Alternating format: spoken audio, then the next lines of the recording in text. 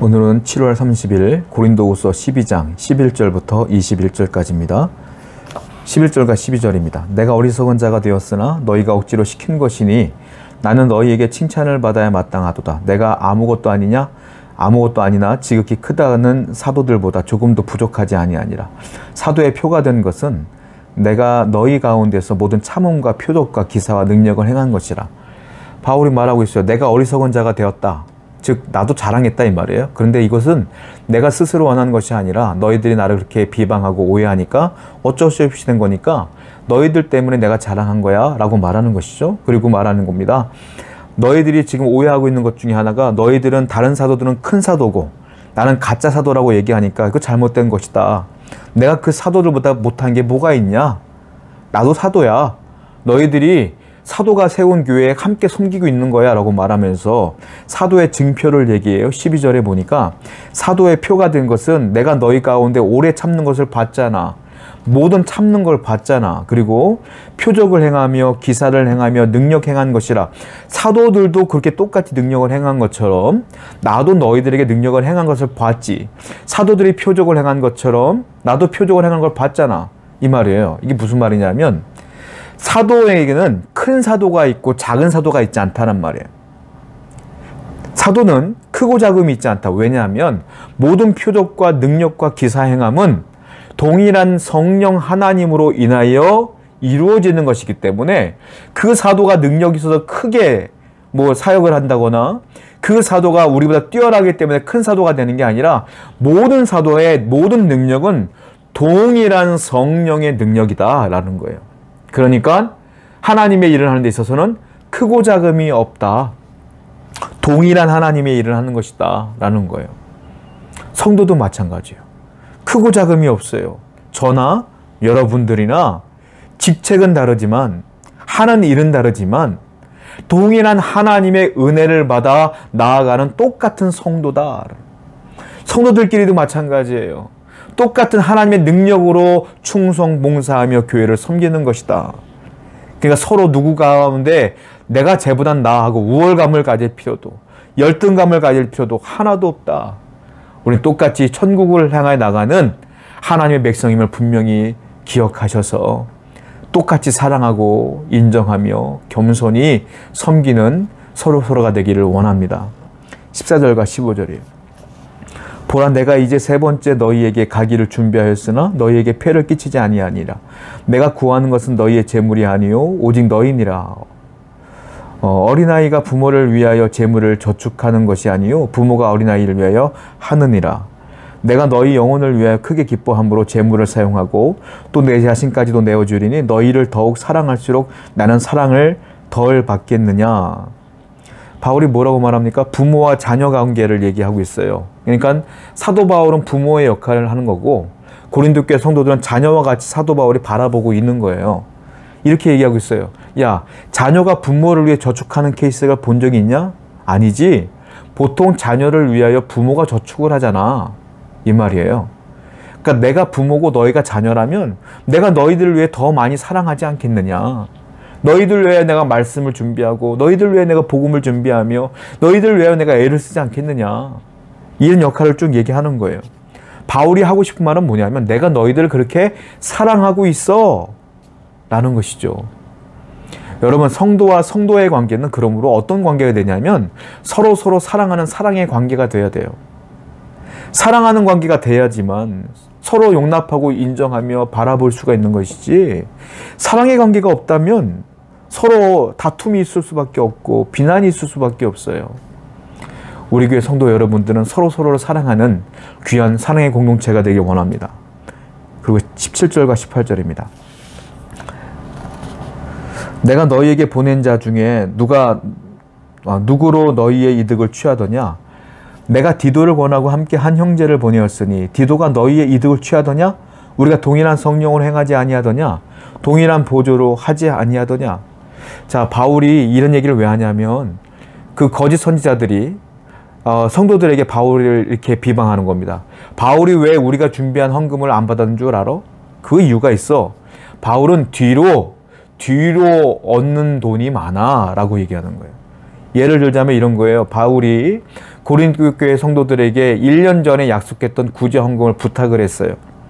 왜? 예루살렘 교회가 어렵다는 얘기를 듣고 구제 헌금 연보를 받아서 마게도냐, 그리고 고린도 교회, 에베소 교회 이렇게 쭉 바울이 개척한 이방인 교회들을 들러서 그 연보를 다 걷습니다. 바울이. 그리고 예루살렘 교회에 갖다 주려고 하는 거예요.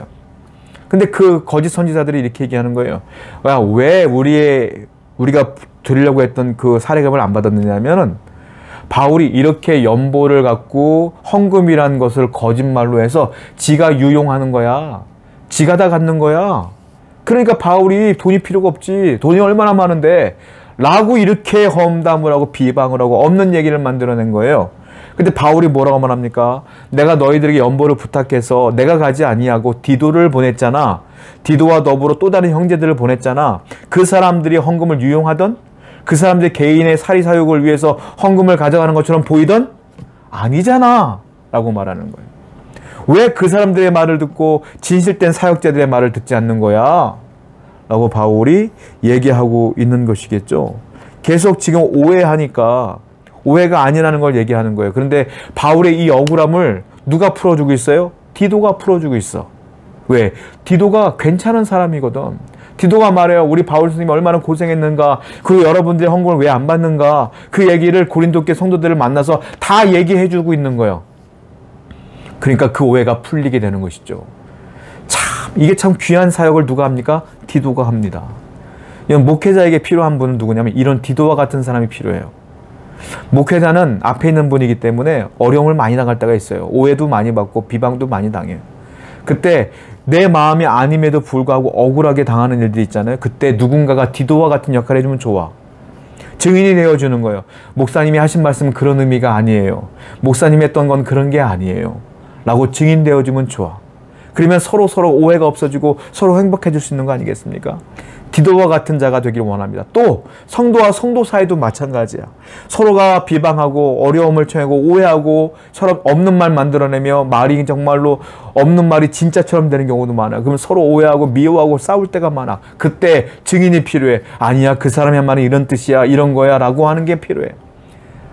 사랑하는 성도 여러분, 우리 교회는 서로 증인이 되어줬으면 좋겠습니다. 서로 디도가 되었었으면 좋겠어요.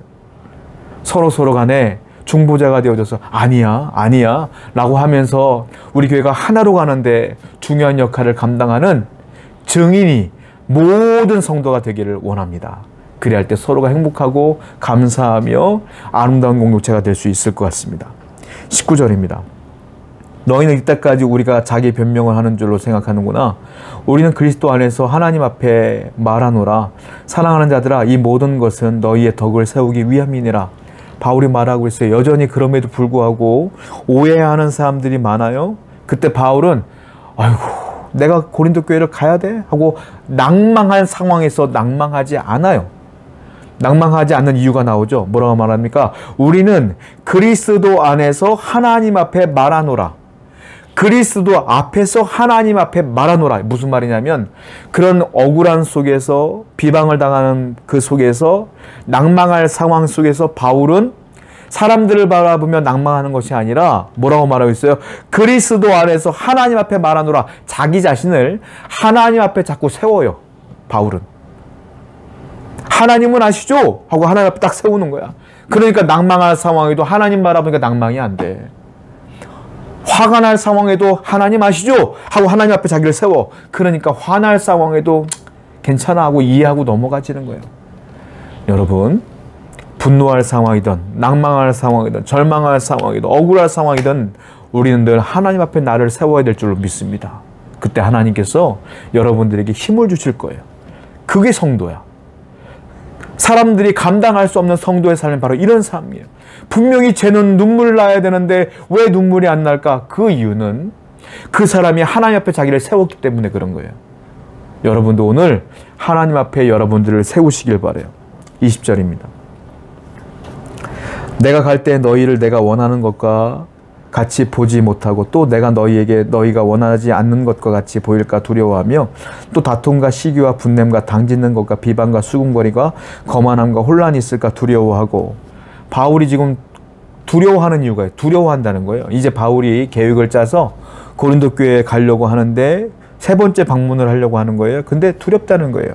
왜냐하면 여전히 너희들이 그 거짓 사도에 휘둘려서 내가 그동안 고린도전서와 고린도후서를 통해 편지를 보낸 그 권면과 훈계와 하나님의 말씀에서 벗어났을까 봐 내가 염려가 된다라는 거예요.